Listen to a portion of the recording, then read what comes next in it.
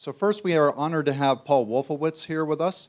In addition to serving previously as U.S. Undersecretary of Defense and President of the World Bank, he was U.S. Ambassador to Indonesia, appointed in 1986, and has extensive familiarity with Indonesia prior to that time. Ambassador Wolfowitz will lead us off with a 15-minute overview of his perspective on our topic, growing greener in Indonesia and the world. Our other panelists will address particular subsets of this issue, and they are Pak Frankie Wijaya will go second. He is Chairman and CEO of Golden Agro Resources Limited, which is an integrated producer of palm oil-based products. His company is the largest producer of palm oil in Indonesia and the second largest in the world. He will naturally be discussing palm oil and associated issues regarding deforestation and sustainability, sustainable energy with respect to that area of business. Third, we'll hear from Tony Winnis, who will discuss sustainability issues connected with mining. Tony is President Commissioner of April Indonesia here in Jakarta. He also served as President and CEO of PT Vale Indonesia, which is the largest lateritic nickel mine in the world. Fourth, we have Claude Graves, who will discuss sustainable issues in the important business of tourism. He is Managing Director of Nihiwatu, a boutique eco-resort on Sumba Island. He is also involved in a number of nonprofit groups and activities. Fifth, we will have Wahjudi, Wardojo, Senior Advisor for International Forest Carbon Policy for the Nature Conservancy, and I should mention that Nature Conservancy is also a sponsoring member of IGEL as well, and we're happy for your support. And he will address his area of expertise, including the fast loss of forests in Indonesia and the impact on climate change, which may, from the perspective of the rest of the world, might be the leading issue that when you say Indonesia, the rest of the world thinks about.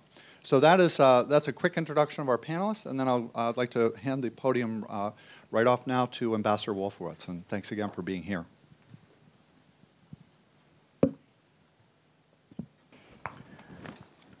Thank you, and thank you to Wharton for inviting me here. I came here first as Assistant Secretary of State in 1982, almost exactly 30 years ago. And it's been an incredible privilege to stay in touch with this amazing country during the course of 30 years of remarkable history, partly as a government official, partly as an academic at Johns Hopkins, where I'm proud to say we started what I think is now the best program in Southeast Asian studies. It's better than Wharton. But we have a joint degree with Wharton, so if you have any promising kids who are willing to spend one extra year, they can get a year and a half at SAIS, a year and a half at Wharton, and it is the best master's degree that exists. It's not a secret either, as ambassador, that I should be careful with these words, but I fell in love with this country. You have to be very careful when you're the ambassador that Washington doesn't get wind of that, because they already suspect that all of our ambassadors think they're ambassadors from that country, not ambassadors to that country. So Cameron knows this. You have to regularly send in cables that talk about how you pounded the table and how angry you are at them for their outrageous intellectual property piracy or whatever is the issue of the day. That was the issue of my day, and we made some real progress on it. But I didn't feel any embarrassment at all about my enthusiasm for this country, because I felt then, and I feel even more now, that Indonesia's success is important not just for Indonesia. It's important for the United States, and in fact, it's important for the whole world. For many reasons, the size of the country, its location, but to me, 30 years ago, and even more today, the fact that this country with the largest Muslim population in the world, and those of you who are careful will say it that way, it's not a Muslim country, because Indonesia and Turkey are the only countries in the world, I believe still, with Muslim majorities where Islam is not the state religion. Indonesia is not a secular country either. They recognize 6 different religions. It's a sort of typical Indonesian solution. But it's, I think, with many defects, and I'm going to mention them, it is a model of tolerance. And tolerance is not just a nice thing to have in the world that we live in today. Yesterday, on the investor panel, there was a lot of presentation from speakers with the rosy vision of Indonesia's future. And then I think one or two people came up from the floor and said, well, you don't know what you're talking about. I've been around here since 19-X, and they started listing problems, which were real problems. I think it's both true that Indonesia has rosy prospects, and it's also true that there are clouds on that horizon. And it's hard to keep the balance in mind, but it's important to do so. And I would say, from that point of view, I would just say two things. And first of all, for those of you who are relative newcomers to this country and see lots of problems, let me assure you the problems were much worse 15 years ago. Maybe even 30 years ago. You mentioned that politically it was more difficult under the dictatorship. In some ways it was.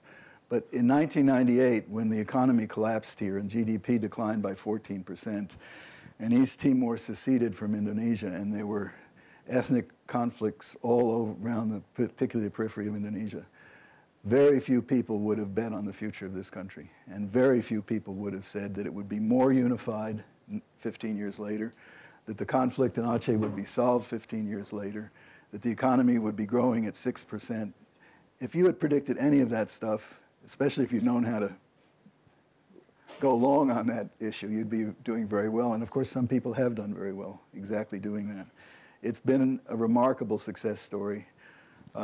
Would that Egypt could follow the same course. I don't think it will, but it would be nice if it could. So anytime you get a little bit discouraged about problems here, keep that part in mind. I commented on the fact that this isn't the best attended session. Certainly we had more people in the investment session yesterday. And I'm thinking it's a little bit because there's a tendency in the business world to think of environmental issues as at best nice to have and at worst simply a major annoyance. I'm going to just do a quick private poll here. How many people in this room have heard of the snail darter? Raise your hands if you've heard of it. I figured I've identified all the Americans in the room. It's a very American issue. It's a little, sorry, okay, and the leading environmentalist. It's a little fish that's less than 10 centimeters long. It's an endangered species in eastern Tennessee, and it's become a major item of conflict between environmentalists and developers. And a lot of business people I know are inclined to think that's environmental issues. It's people who care more about some tiny little fish than the welfare of people in eastern Tennessee. Now, I agree with my friends on that issue, too. I'm not about to take sides for or against the snail darter. I simply want to make the point that if that's your view of environment, either plus or minus, you don't understand how important it is in this country.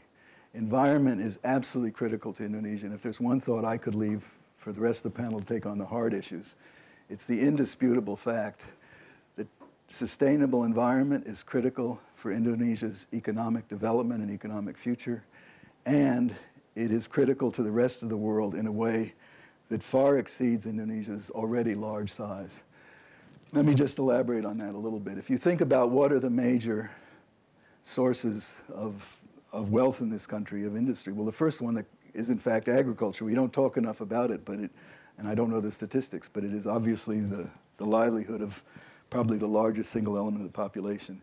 If we add in plantations and fisheries, then unquestionably we have a majority of the, more than half of the productive sector here. Then there's mining and energy, which is hugely environmentally challenging.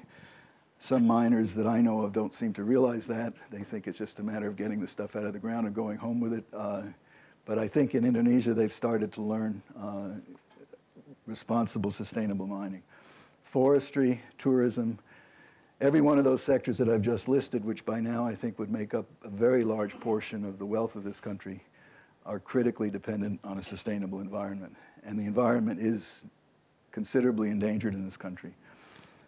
The second point, however, is that Indonesia, on a global level, is important, way out of proportion to its population size. First of all, because it is home to a disproportionate share of the world's biodiversity. It covers only 1.3% of the Earth's surface, but it has 25% of the world's fish species, 17% of the world's bird species, 12% of the world's mammal species.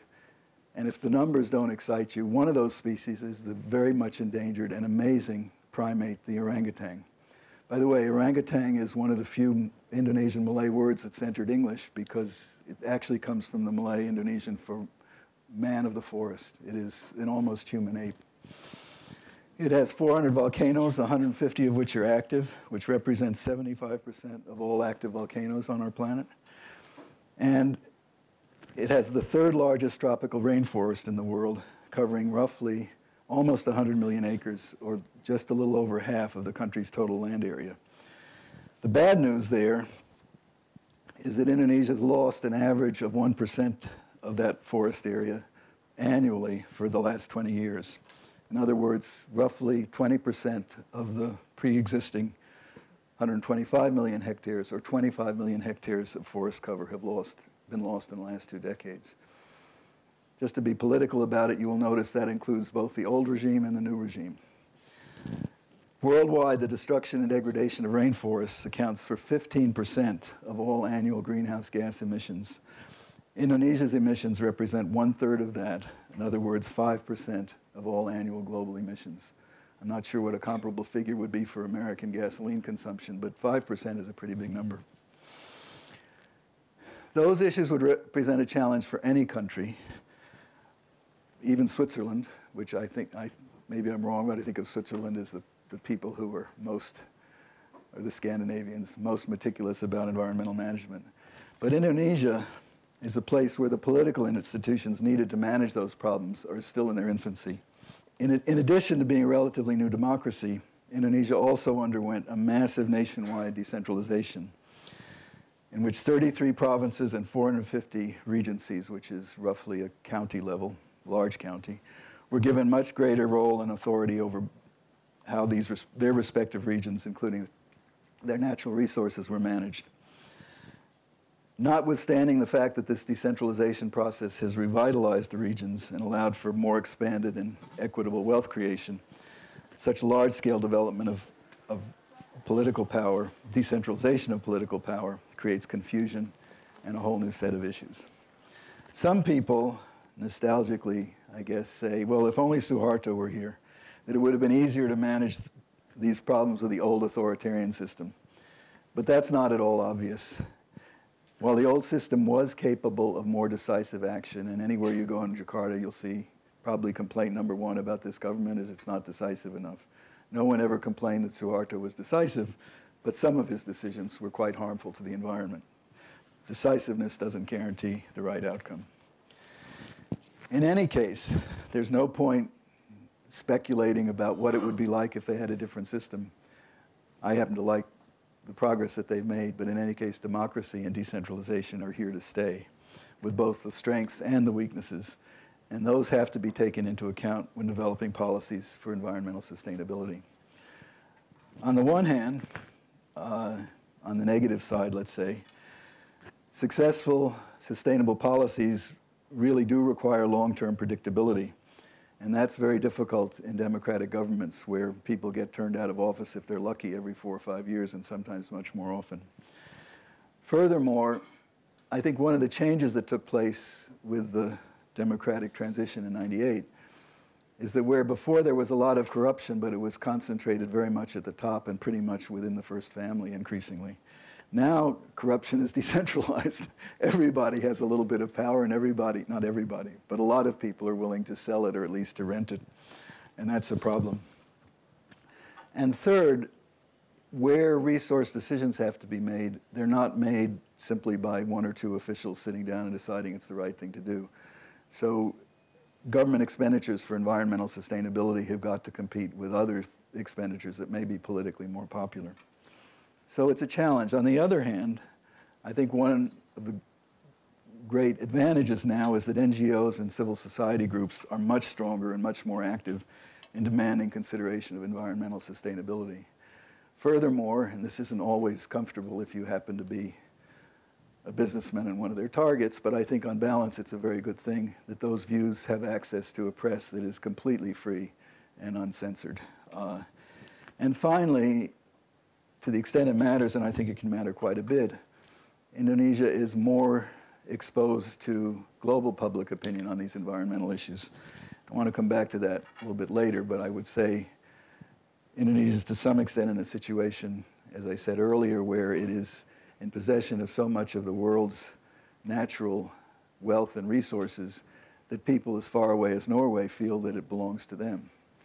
Well, I can sympathize with a Norwegian who thinks that the orangutan sort of belongs to all of us, but if that's the case, then let them help pay for it. I pick on Norway for a good reason, because you'll see in a minute the Norwegians are helping to pay for it. I'm not so sure about other countries, including my own. What are some of the key problems? I do think perhaps the most important and the most challenging is the whole question of forest and land use management.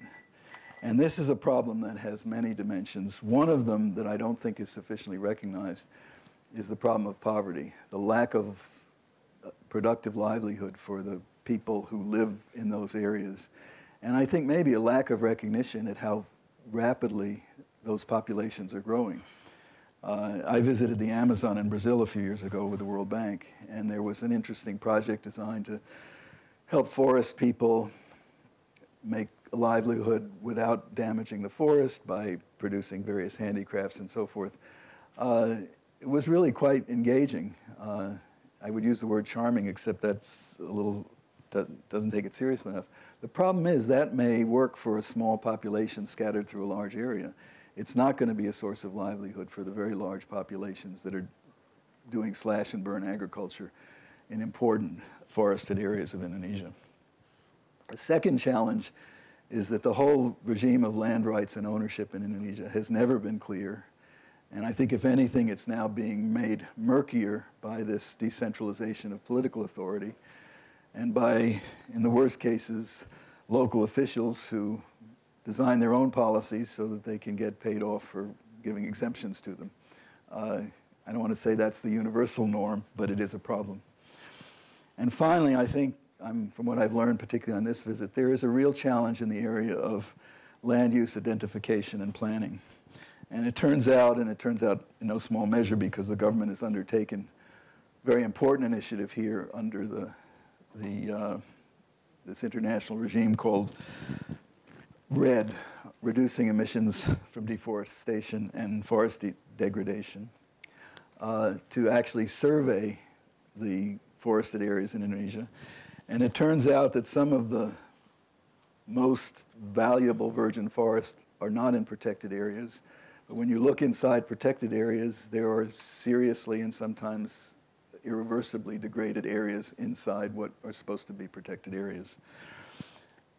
One of the challenges I think that presents is how to set up a system to encourage commercial development of degraded areas in a way that may bring them back to at least some degree of productivity. It'd be, I don't know my numbers, I think it's closer to centuries than decades to bring back anything that resembles virgin forest. But I think if you could at least get some of these degraded areas to stop the further degradation, it would be huge progress. But in some cases, they're inside protected areas where that activity continues, but only illegally and not managed. I mentioned the Norwegians earlier. The Norwegian government came in with $1 billion grant to Indonesia under this RED initiative. And the government is using some of that grant to develop a much more detailed mapping of the forested and deforested areas in the country, and is attempting to introduce what they call a one map system, where all agencies at both the national and local level can work from a factual and up-to-date basis. Another issue which I realize if I discuss in detail I'll get in trouble here, but Indonesia recently withdrew last year from the so-called the Roundtable on Sustainable Palm Oil standards. And I think this is potentially going to be a big issue with environmental groups outside Indonesia. They've gone in the direction of having Indonesia's own sustainable palm oil standards. I think, but I'm not an expert, I look forward to hearing from some on our panel, I think it's going to be important to try to conform Indonesia's own standards to whatever is an accepted international standard. And if there's going to be a difference, to be able to make a very strong and compelling case that Indonesia's approach is the correct approach. I know there's a case to be made that sometimes these international standards prevent any commercial development at all, and that isn't even necessarily good for the environment. But it's a case, I think, that Indonesia is going to have to be prepared to argue internationally, because these environmental groups have a big impact on consumers in the developed world. Just to touch some others very, very briefly, and again, others can speak to it. The preservation of real brief because we of marine resources is huge, not only for the livelihoods of people who depend on it, but I think for the tourism industry. The damage to coral reefs in this country is pretty severe already, and it's one of the country's treasures. And finally, there's the area of green energy. Indonesia has around 40% of the world's geothermal resources.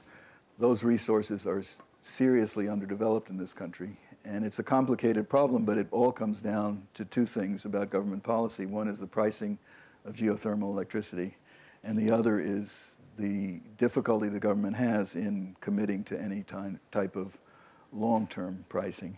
Given the huge investment involved in geothermal, without some assurance about long-term pricing, the investment can't be made. Setting the price itself is within a very complicated system where virtually every form of electricity is subsidized, some to an astonishing, like so-called fast diesel to an astonishing degree. So it's a little hard to say what is commercially viable, but I think geothermal is well within the range of economically viable for Indonesia, provided a long-term policy is in place. Thank you. Thanks very much. Well, thanks very much. I think that was a very helpful overview for a number of issues, and we do have some other panelists who are going to address them. So let's go right ahead then. Speaking of palm oil, I think that someone might have something to say about that topic coming up. So, Frank, would you please?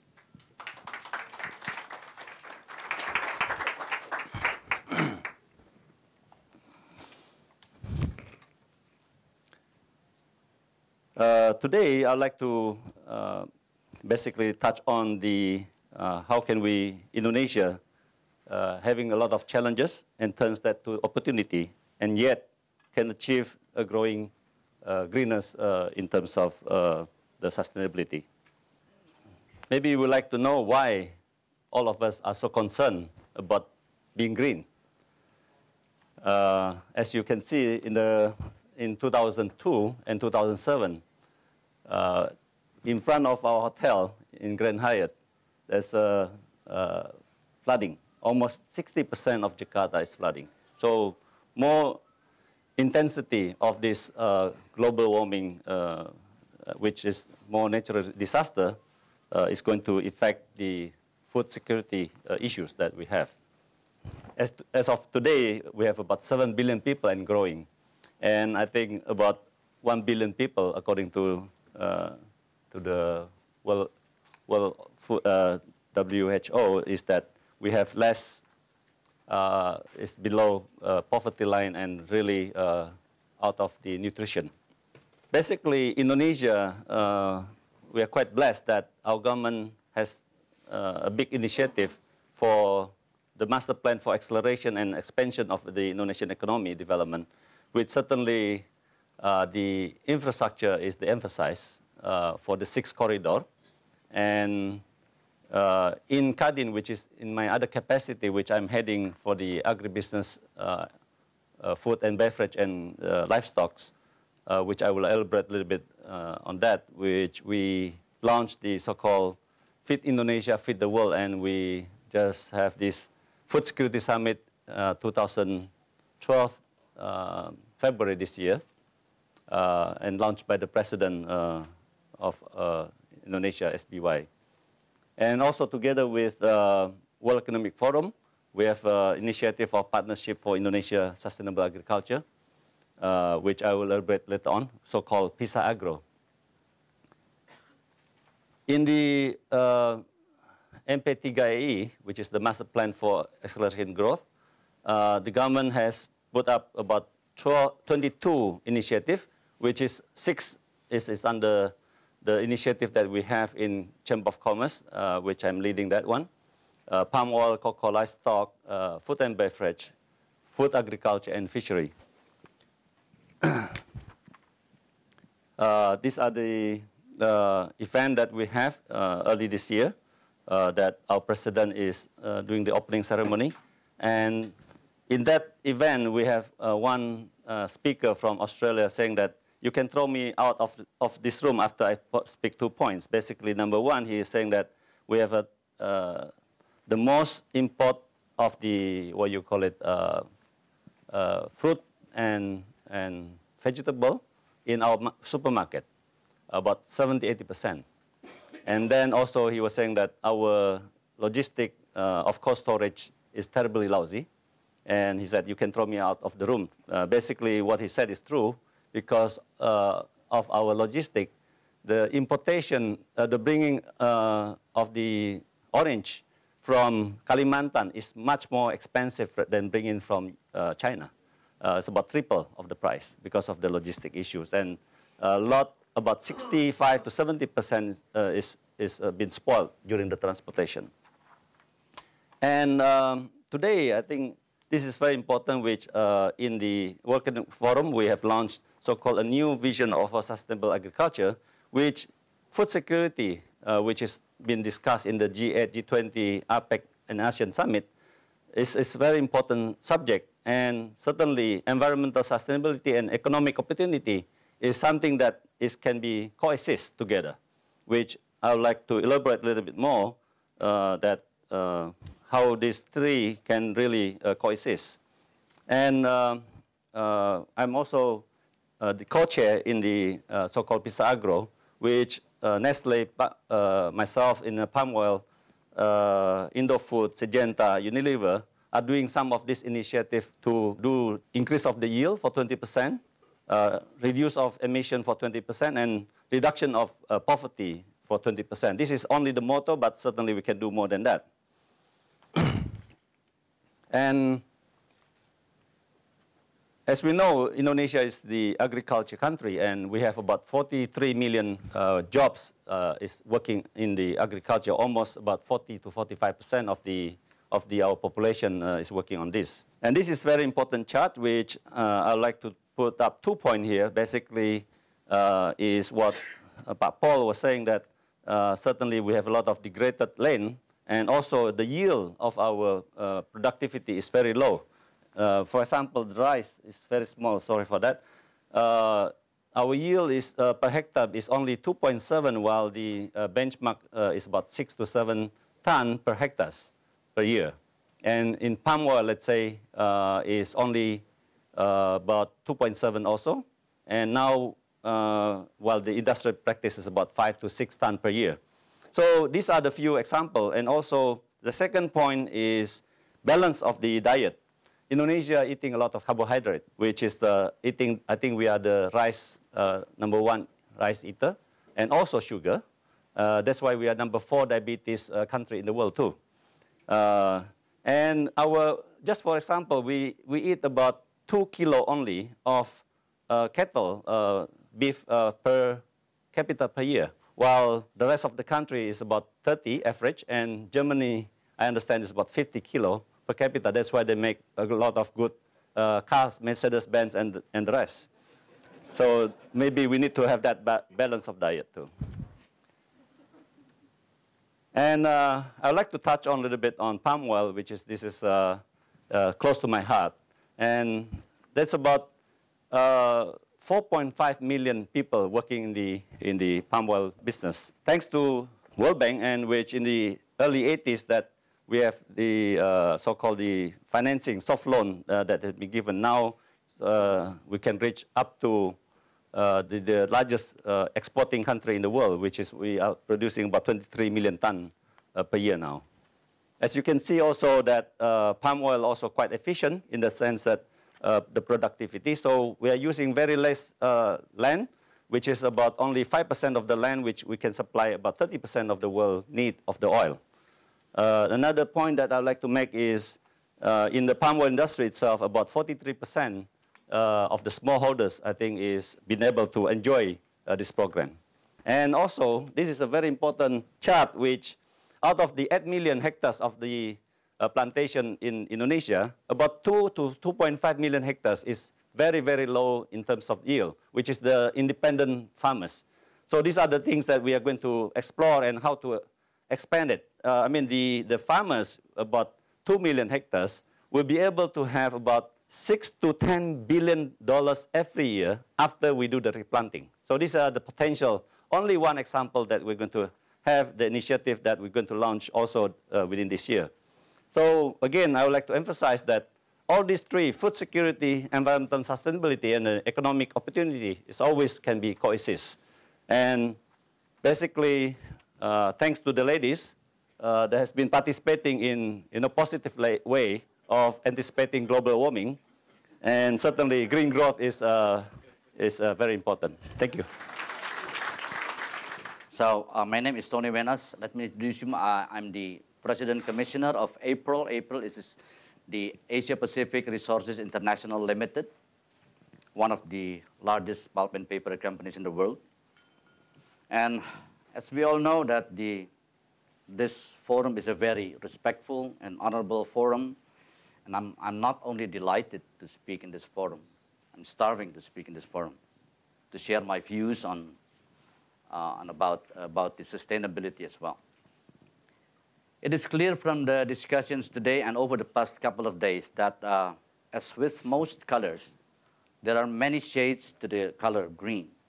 And I'd like to offer some brief perspective about that. I was in the mining sector before, and now moving to the pulp and paper, the forestry business. I took this role for about 9 months now, and it has given me a tremendous first-hand insights into the realities Indonesia faces in balancing development, sustainability, and environmental protection. As part of the main objective of the government in trying to reduce the greenhouse gas emission by 26% while maintaining the economic growth between 6 to 7%.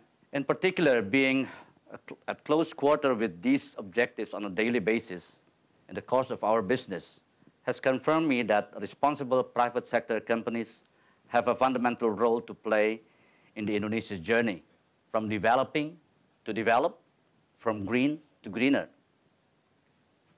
The dialogue in Indonesia and internationally about Indonesia's forests can be polarizing. There are strong views on all sides. What I've learned in the absolutes in those views sometimes make good news headlines, but rarely drive practical or lasting progress on the ground.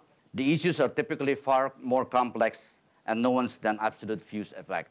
Our president, SBY, noted in his speech last week that Indonesia's journey has led to an important policy of sustainable growth with equity. We at APRIL fully supported that underlying premise of that statement, and the view that all stakeholders in the society must be part of delivering on that policy. In addition to that, we believe that we have to grow and develop together with the people where we operate. This is a must. Our focus is on being part of the solution in achieving all the three objectives that I've just mentioned.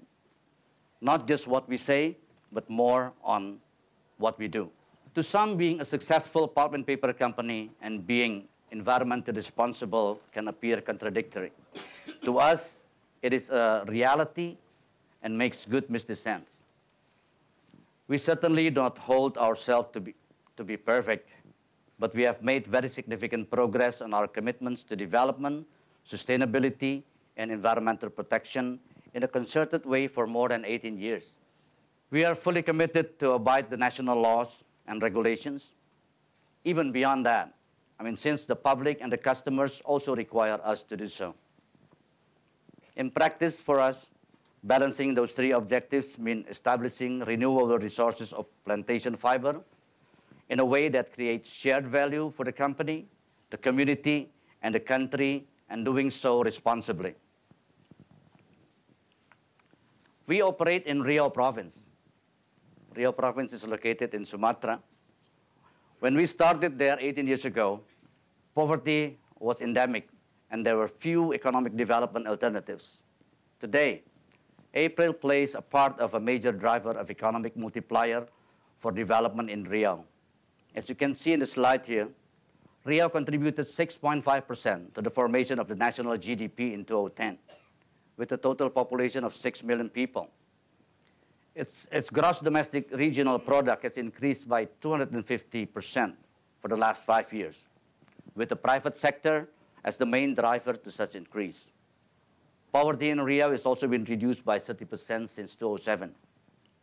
We have contributed more than 190 trillion to Indonesia's national output over the years. And in Riau, we generate almost 7% of the province's economic output and drive around 5.5% of all household incomes. In 2010, we were responsible also for direct and direct employment opportunities for 90,000 people or more. The human face of forestry. To us, forestry has a human face. Beyond economic statistics, we focus on education, health, and improved infrastructure for the communities where we operate, which cover more than 140 villages, almost 40,000 people, and around more than 76,000 livelihood project areas.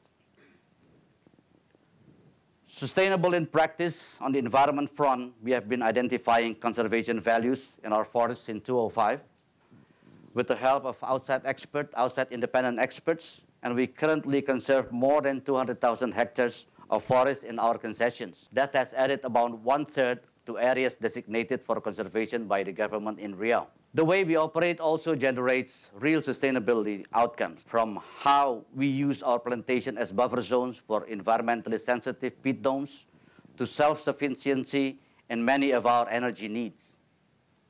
We use biomass to burn our 550 megawatts installed capacity of power boiler, which is a renewable resources, and we use only less than 20% of fossil energy, such as coal and gas. So how much saving that we make in terms of carbon. Great progress has been made in recent years in government policy and both government and private sector action on balancing critical national objectives. Equally, those of who work to those objectives every day in practical ways see the pitfalls of some of the stark alternatives.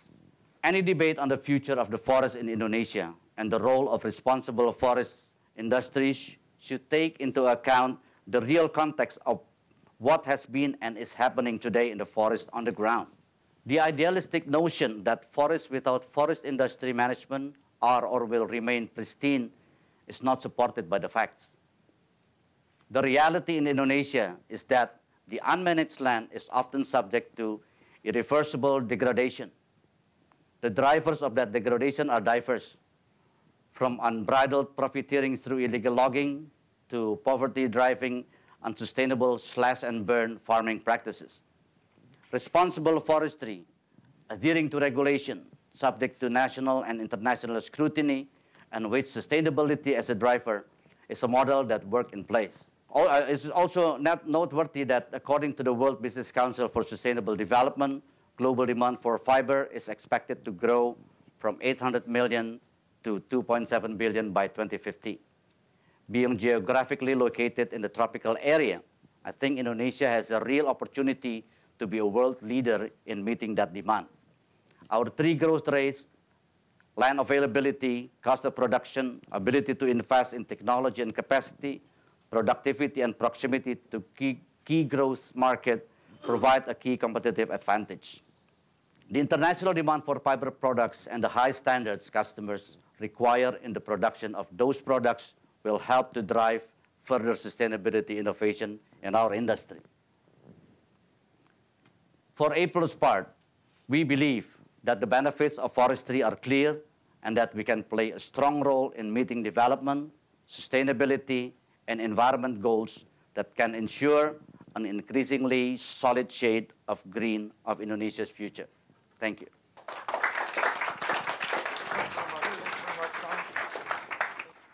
It's interesting to hear what everybody's saying, because where our hotel is, it's on a very small island. Most Indonesians wouldn't even know where this is. It's on Sumba Island. We have all of the problems everybody's talking about: deforestation, there's food issues, degradation on all levels, and it's due to poverty. This is a very poor island. They really don't have anything left except great potential for tourism. And of course, we all know that tourism has a great potential for good or for destruction. I use in speeches all over the world, this is the first time I've been invited to talk here in Indonesia. Bali is a classic example of tourism gone haywire. There's probably a lot of people here that have got investments in Bali that would disagree with me, but I would tell you that yesterday I was 2 hours in traffic going from the airport to Kuta, and it's 3 miles. It's not even 3 miles. So I'll start on that one. Nihiwatu, I guess why I'm here is because we've been very well awarded throughout the world for our sustainable actions. I actually looked up sustainability this morning, and it's pretty interesting. It says it's the capacity to endure for long-term management and responsibility towards environment, resources, society, and economies. Well, in places, a lot of these islands here in Indonesia, it sounds great, but it's a great challenge if you're trying to do business on a level there and do it properly. And when I say properly, I mean we look at the stakeholders first, which are the people that are living there. What their problems are is poverty is a very complex issue. You know, when you don't have food and you need to cook whatever you have, you're going to go cut trees down. And you're going to need firewood. And you're going to need all of these things that we as Western people or smart people here in Jakarta say, you shouldn't be doing all of this. It's very difficult to say that to somebody, you know, not to go out and chop up coral reefs. There has to be a solution. And the solution, tourism, I think, has a great potential here to solve a lot of these problems if the government puts some action behind it. I don't think I'm going to talk too much more about Bali because anybody that's been there is going to know the good and the bad of what's going on there. I see that as a completely unsustainable option as far as tourism goes. In 10 years, there's not going to be many people going there except more and more people with less expendable income. It's going to get worse, and it's not going to get better because the infrastructure is impossible to solve the problems there. So I'm hoping that Indonesia can take a forward view and look at what the other options for tourism is outside of Bali and learn from what's happened in Bali and try to find some way to find solutions. Nihiwatu is a good example of what we've done over there. We've been there for a long time. We went there to develop it because we didn't want to be in any area where there was already tourism there. We wanted to try a new model. We had the luxury of time, and I had nothing else to do, so we thought we'd give it a go. And what it's proven is that high-value, low-impact tourism really can benefit the environment, and most particularly benefit the people that are living there. I'll just give you an example. Our hotel is 11 rooms. We, in the last 7 years, have been able to generate $5 million from our guests, not our business, because, I mean, we're just barely breaking even. But our guests are involved in helping the community with water projects. We have 5 clinics. We have malaria projects. We've managed to reduce malaria by 85% in about a 120 square mile area. Our land bank is 568 acres. Out of that, we've only got 15% of it that we actually bought outright for the hotel footprint. The rest of it, we're leasing on a long-term lease. And now we looked at how to do this, and the first purchases that we made on land, the people, we bought it with buffalo. The buffalo disappeared in 6 months. They were taken by the extended family. They were used for ceremonies. That didn't work. The next group we bought from, we wanted to open a bank account, put the money in the bank. They insisted on holding the cash. The house burnt down. The cash was gone. And I'm looking at it, I'm going like, this is just not going to work, you know, because in 20, 30 years, everybody's going to sell off their land. What have they got? They're going to have nothing left. So we sat down with the elders, and we found a solution where we would lease the land, pay every 5 years so that their grandchildren, their children would have money, and we increased the payment by 10% a year. All we asked from those people was that stop the slash and burn farming, don't cut any trees without permission. We even have in some cases where I will replace a tree from another area of the property or elsewhere if somebody needs to build a house. And it's working. We've been doing this for 15 years. Everybody's just re-upped and asked for another extension for 30 years. And they have income that they can look forward to. The payment comes every 5 years. The property itself, about 50% of it is regrown, regenerated on its own. I have photographic evidence of a devastated area that is now, you would not recognize it. It's just covered in trees. We didn't do anything. We just stopped the slash and burn farming. All of the farmers still can use their land. We provide water. We provide pumps. tractors. We buy the produce from them. It's starting to prosper. Now, the guests that are coming, this is the thing. The tourism industry is the fastest growing industry in the world, and it's going to be billions. The numbers are ridiculous. Within that, the fastest growing segment is ecotourism, responsible tourism, experiential tourism, all of those things. They're growing 300% faster than the rest of it. I would say to the government, to focus on this, especially in these small culturally sensitive areas, because on any given day, in our small little 11-room place, last week we had net worth of $3.5 billion. These are the people that all I got to do is have a little chat. We put inside the room, this is what needed. We have water projects this year. We usually have 10. We have education projects. We have conservation projects, all of that. And our guests pick and choose, and they donate. We have an incredible 73% returning client rate. Within that 73%, almost 80% have been back more than 5 times in the last 6 years. So it's absolutely amazing. And this is without any promotion. We don't advertise. We don't do anything. It's all word of mouth.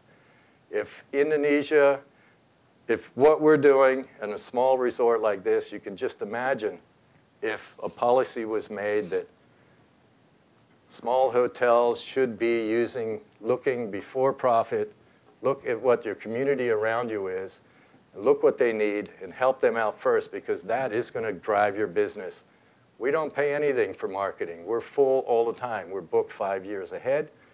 They want to help the community, and when they do that, they feel like they're part of the community, and they're going to come back. And I hope this model of tourism will expand throughout the Eastern Islands, because that has the highest potential for tourism in the country. Let me see if I missed anything. Oh, yeah, employment. The schools were terrible, so education level is very difficult. There's no hotel training school. It's very unlike Bali. So we made it a point that 95% of all of our staff has to be Sumbanese. That made it kind of hard to set it up. We are a hotel training school as well. And there is prosperity. So, our key thing is to conserve the culture, the environment, and it does lead to prosperity, which you can see all around if you ever come to Nihiwatu. I'll thank you very much. I'm Wahjudi Wardojo, a forester by training. I'm one of the species under the family of orangutan already mentioned by Wolfowitz.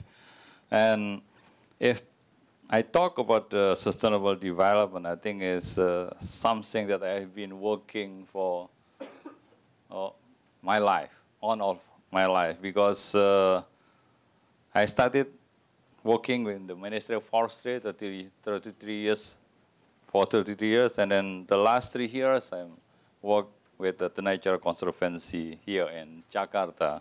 The Nature Conservancy is an NGO based in US and was established in 51 and started buying the land to priority land for conservation. But then by the changes in economic and social, political, environmental worlds, then the change into the approach becoming what we call global challenges, global solutions.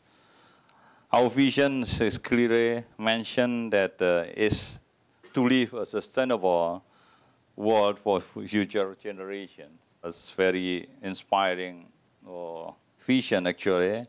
And I don't want to talk more on this TNC information. I just like to give you a kind of new strategic direction of TNC. First, we are both scaling up and focusing our priority work on global challenges and global solutions, protecting and restoring natural systems, using nature sustainably, broadening the constituency for conservation. This creates a more tangible link between conservation and human beings. The second, we are organizing our work to make the whole of our efforts greater than the sum of its parts by analyzing demonstration project into leverage policy and broad-based strategies. The third, we are increasing recognize that we can achieve more for conservation by working closely with partners from other sectors, such as the energy or fishing industry, to help reach the objectives, as well as our true approach like development by design or marine spatial planning. Scientists and planners refer to this work as a multi-objective planning. So the NC has always worked on science-based activities. Fourth, we are building a better and bigger toolbox for conservation planning. The toolbox integrates spatial planning, which identifies important places for conservation with strategic planning. And finally, more of our conservation work is focused on whole systems. In this unit, we are emphasizing the importance of sustaining ecosystem services and processes. We are connecting our work to local people. So now I'm going to come into Indonesia. First, Indonesia is decided as a global priority for the Nature Conservancy. There are some reasons why, as Wolfowitz mentioned, that Indonesia is one of the most diverse country in the world in biodiversity. And also actually, if we sum with the ocean diversity, Indonesia is one of the superpower on biodiversity in the world. Unfortunately, there are a lot of also degradation on ecosystem in Indonesia, and also one of among countries in the world become the most degraded in the world. Secondly, in terms of population, Indonesia also fourth nation in the world with very populated, and most of them are really heavily on forest environmental services, including provision of food, clean water, timber, non-timber products, and medicines. And finally, why Indonesia is very important? Because TNC has worked to support sustainable management of forests in Indonesia for more than 20 years and has over 150 local staffs dedicated to the cause of vision for Indonesia, giving us the resources to make a difference. I will use one of our highest organization priorities. We call the Bureau of Forest Carbon Program, or simply we call BFCP. The BFCP is one of probably one of the biggest demonstration areas on forest carbon program in Indonesia. Why? Because Bureau is district level. Why we choose district level, as also mentioned by Mr. Wolfowitz, that decentralization process in Indonesia, especially on natural resource management, is also weak. So we are going to improve, to support the improvement of process of what we call stepwise decentralization in natural resource in Indonesia. So Bureau is sized as Belize, a small country in Central America, and 3/4 of the district is covered by rainforests. And the challenges faces relevant to throughout Indonesia, including illegal logging, poor governance, unfair division of forest rights, and we think that the Bureau could serve as a microcosm of Indonesia. PSCPO, Bureau of Forest Carbon, attempts to demonstrate a district size of some small countries how green development can work in Indonesia. Climate change is a huge threat globally, and in Indonesia, with forest farming, an important solution globally, and Indonesia, the BFCP in East Kalimantan aims to reduce carbon emissions through reducing deforestation, and also to move forward on sustainable natural resource management, securing their livelihoods, and other topics. Bureau of Forest Carbon actually have several project goals. here is not just reducing emission from deforestation and forest degradation, but also actually promoting sustainable livelihood, increasing in income, environmental co-benefits, sustainable program management, and learning, documentation, analysis, and strategic dissemination of PSCP lessons to inform nationally and to inform globally, dealing with the RED Plus implementation at different levels. Again, this is a kind of good lesson learned we got from Bureau. And again, TNC roles in Bureau is like I always mention, is like a kind of architect's designer. We support local government, we support local people to do a better job in managing the natural resources, not just forests. So lastly, I like to come back to the topic of working across sectors, because I think this is a key point in applying not just in Indonesia but across the globe. The private sector is a wide sector and a massive players. There are progressive companies and less progressive companies.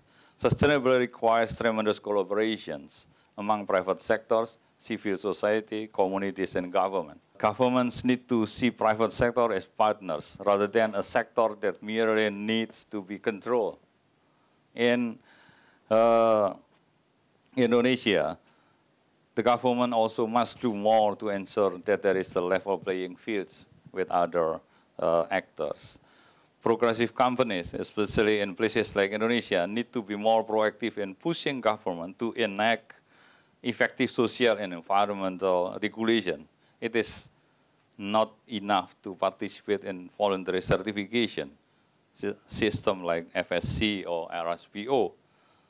And make no mistake, sustainable natural resources management in Indonesia is achievable.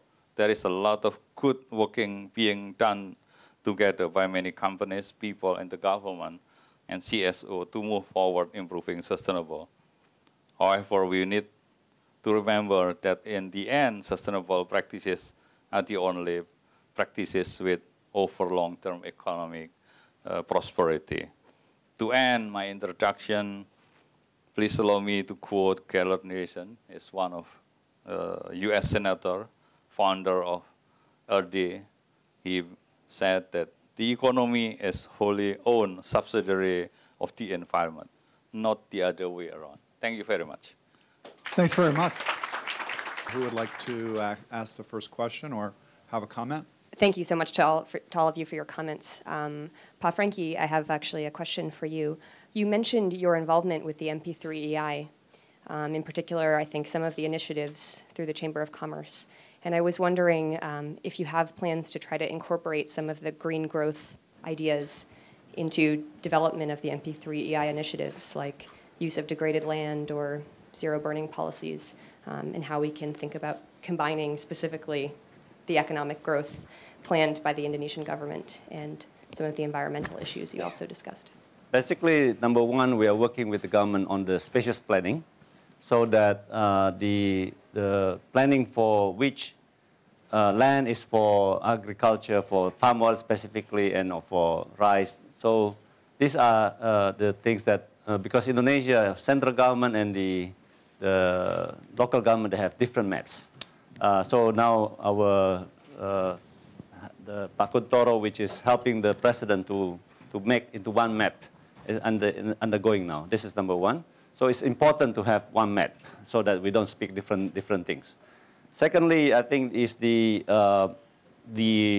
what you call it, the law for changing the already degraded land to be usable before, because if it is under conservation land forest, it's very difficult to convert, although it's already degraded. So like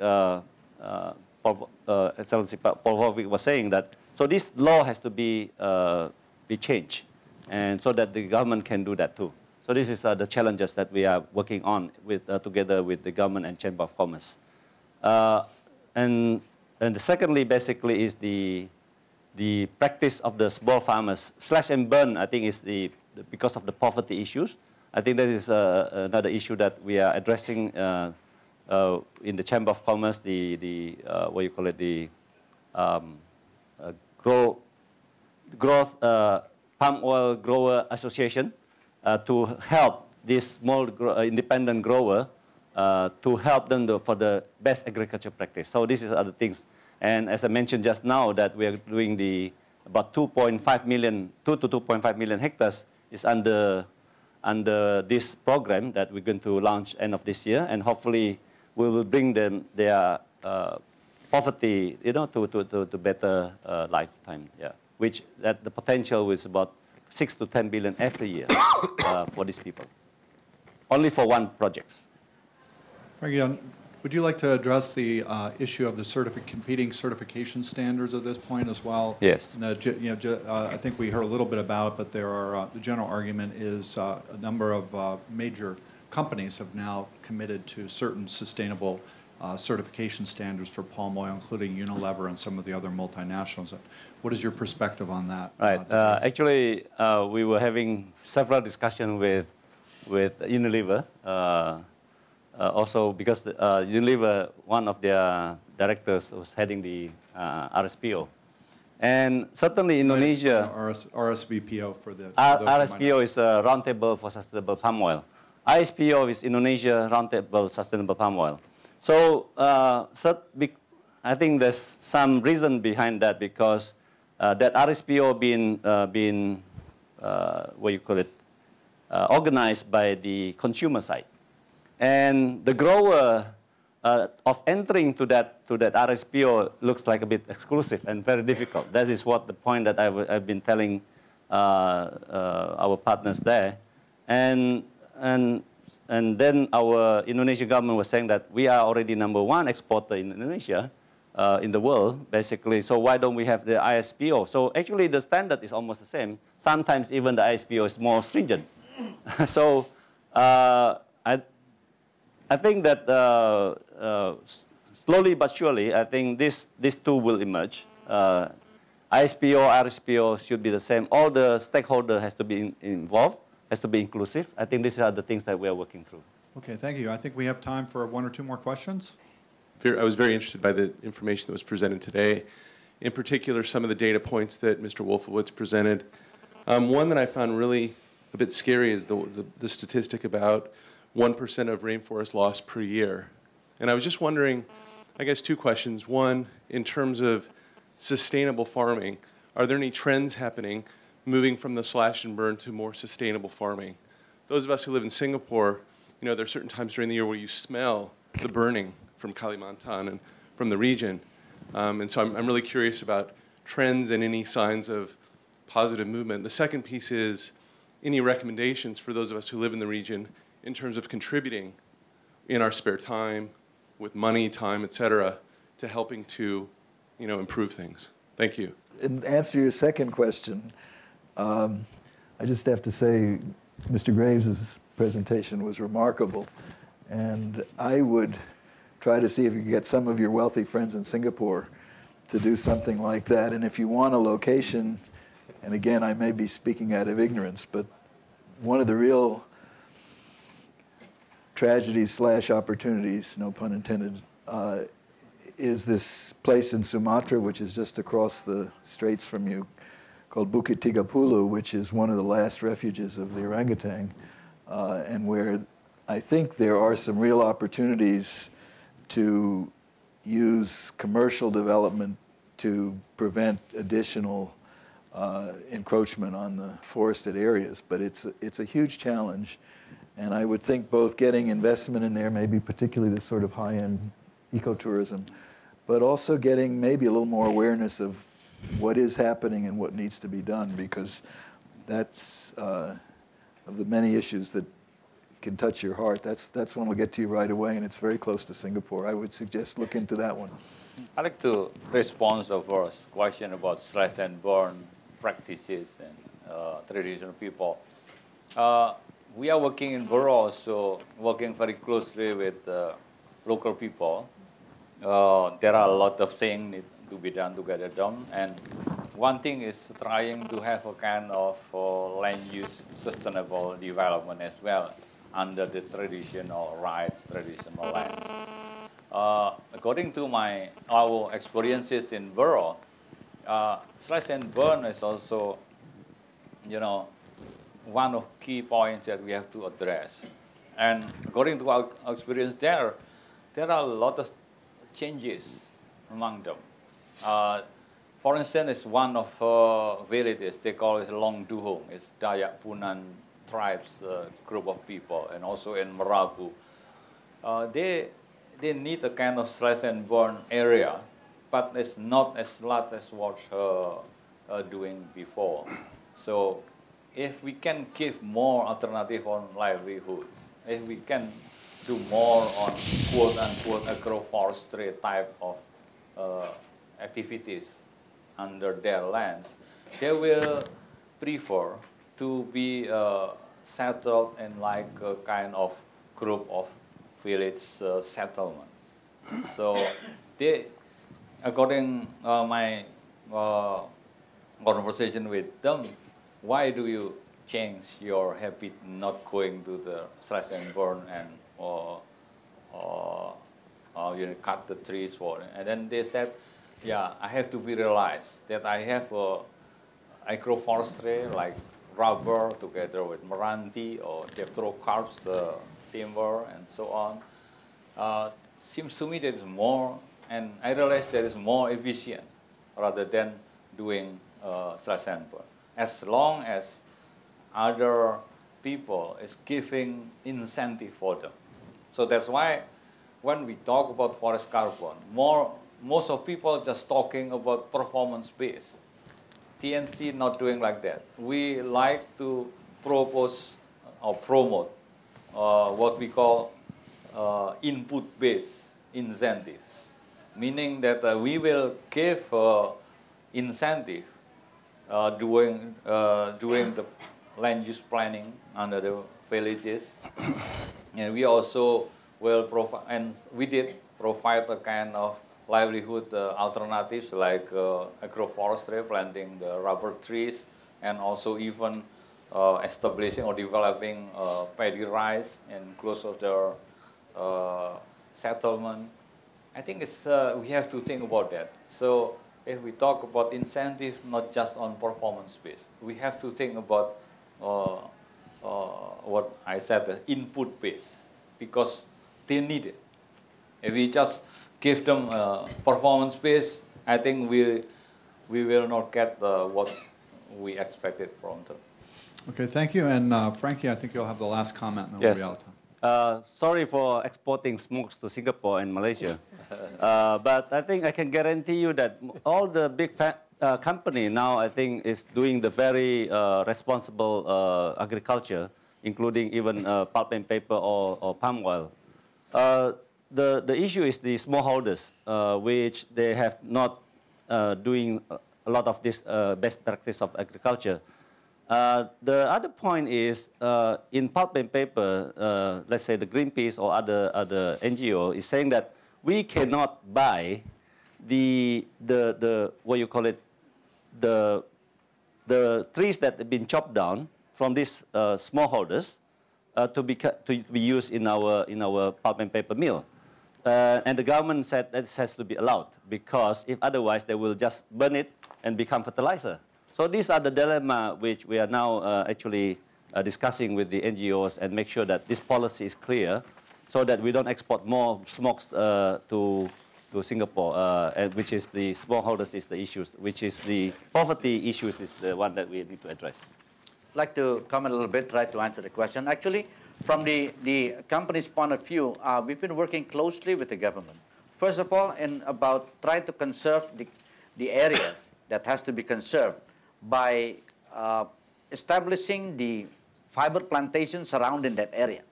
So in that case, the encroacher cannot come into that area, right? That's first one. The second one is also we are working closely with the community in our surrounding area, and try to train them how to plant trees, forestry trees, of course, like rubber and probably acacia as well, so that, you know, at the end of the day, it has to be planted like responsibly in a very very good way, so that we can buy it from them. And it's I mean, the government also will allow that, like Pak Frankie was saying, right? And also the international certification will then probably going to certify that, because we have also the SVLK, what they call the certification, verification, and legality of the goods. So actually those systems are in place. It's a matter of how the government can enforce it. Okay, very good. Thank you very much, all of you, for participating on the panel.